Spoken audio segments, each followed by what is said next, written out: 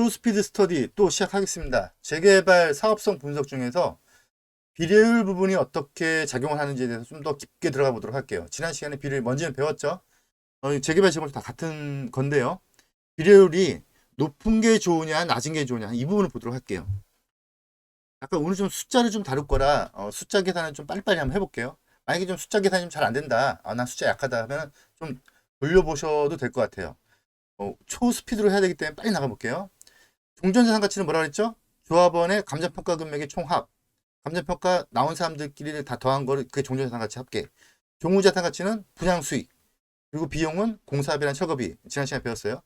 근데 이 중에서 우리가 오늘 다룰 거는 일반 분양수익과 조합원 분양수익. 그 두 개를 합해서 종후자산 가치라고 부른다고 했죠. 이 종후자산 가치를 이제 둘로 나눠본다는 거죠. 일반 분양수익금도 종후자산 가치고요.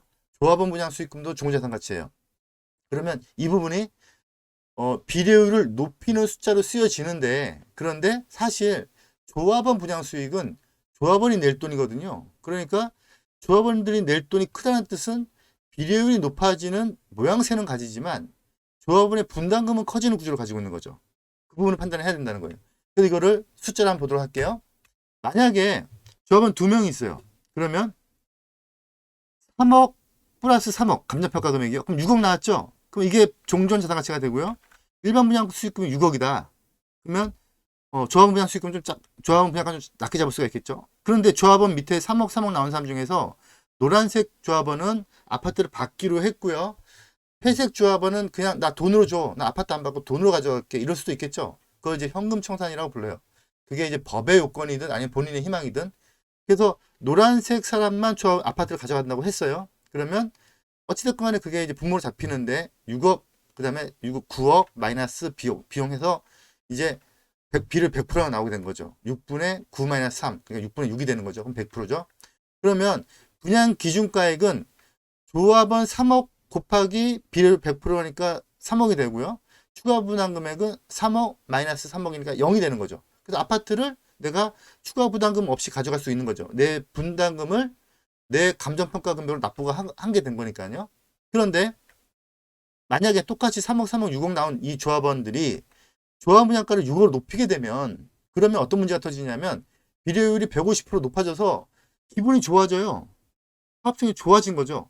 비례율이 높아졌으니까. 그런데 분양기준가액 계산해 보면 3억 곱하기 150%니까 4.5억이 되는데 추가 부담금액은 6억 마이너스 4.5억이니까 1억 5천을 내야 되는 문제가 생기는 거죠. 이거 좀 약간 이상하죠. 내가 분명히 비례율이 좋아져 사업성이 좋아졌는데 그런데 나는 오히려 분담금을 내야 되는 거예요.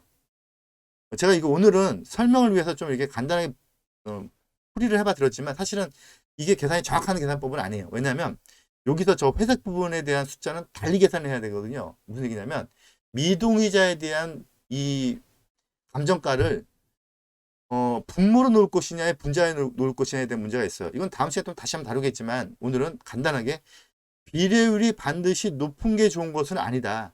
비례율이 높아짐에 그 구성하는 숫자가 조합원들이 내야 될 돈들이 커져서 높아지는 거라면 그거는 또 의미가 없다. 그래서 우리는 나중에 어느 현장에 가서 분석을 해봤더니 이 현장은 비례율이 높대요. 그러면 이 현장은 좋은 현장이구나 이렇게 생각하시면 안 된다는 거죠. 어떻게 생각하셔야 된다고요? 전반적인 숫자의 구성을 보셔야 된다는 거예요. 그래서 관리처분 내역서를 반드시 보셔야 되는데 관리처분 내역서를 보시면 이런 숫자들이 이렇게 그림으로 표시가 되어 있는 게 아니고 되게 복잡한 숫자의 구성을 해서 책 한 권으로 나가요. 근데 우리는 공부를 해서 그 숫자들이 나한테 이로운 숫자인가 결과는 이로운 것처럼 보이지만 그 안에 구성되어 있는 숫자는 이로울 수도 있고 불리할 수도 있거든요. 그것들에 대해서 세부적으로 보는 방법을 초스피드로 지금 저희는 배우고 있는 겁니다. 예. 계속해서 내일도 이어나가도록 하겠습니다.